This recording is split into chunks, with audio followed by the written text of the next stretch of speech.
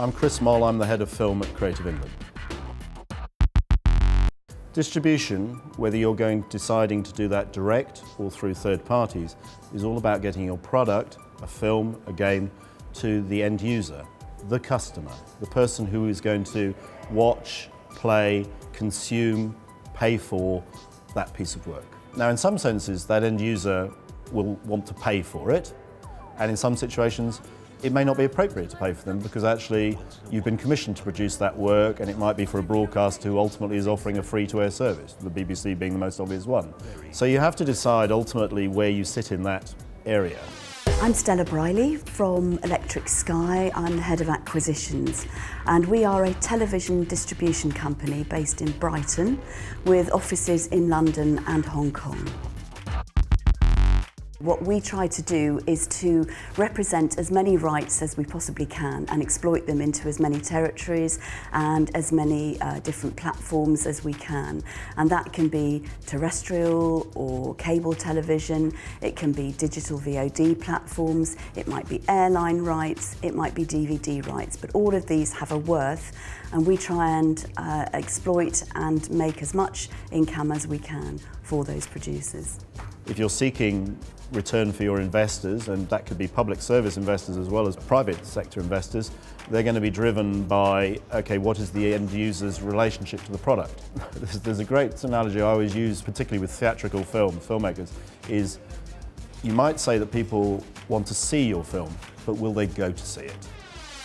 My name's Jaspal Sohal. I'm Head of Games and Digital at Creative England, and I'm the Programme Director for our Games Lab initiative, which aims to provide both business support and investment funding to companies in the West Midlands and the South West. In the world of digital goods, so games and apps and even desktop software, distribution is largely platform dependent. So it's something that companies have to consider very early on in their design brief for their product.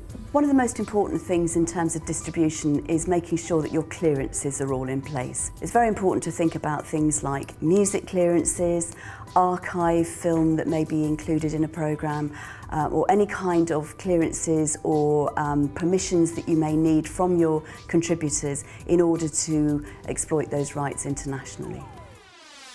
My name is David Leach. I'm the Commercial Director of the Tinopolis Group, which is one of the larger independent television groups. Distributors can bring a lot of expertise as well as cash, so a partnership with them might involve everything from upfront revenue to put into your development pot to generate new programming, through to advice on what the international market is looking for, and suggestions about how to put together the financing for projects. So it's worth considering having a partnership with a distributor of your content, whether it's on a case-by-case basis or whether it's even over a year or two or a number of projects. It can prove very beneficial to get that expertise and even that cash. In the case of gaming, there are obviously competing platforms which are vying for content. They have very, very different platforms on which you can actually distribute. So again, it's a key decision that you have to make early on in your design cycle. In the case of apps, you have two very large marketplaces, one being Android and one being iOS, which is controlled by Apple. And although there's some synergies between the two platforms, there's a very, very different statistics behind the reality of what kind of apps are successful on what platform. And again, this comes down to the kind of app that you're developing. You have to consider the evidence and the research that's already taken place about what apps work best on either platform. The conventional DVD distribution model is changing quite rapidly as the DVD market becomes almost non-existent now. The hard copy DVD is far less of a selling format now, and the digital rights in that are becoming more important. So the DVD companies that we have dealt with in the past are now looking to take on the DTO rights, that's the download to own rights. Although the download to own fees may not be quite so lucrative to start with, because obviously it's per click, so they have to accumulate, eventually there is still an income to be had there, but it's a different model from when it was a straightforward advance based on a number of copies that would be sold. I think the key thing with distribution is that you want to consider all distribution platforms very early on. It's very difficult to retroactively release on a platform that you hadn't considered in the development cycle. With that comes a lot of questions. Do you want to remain exclusive to a specific platform? If you do, what are the benefits of that?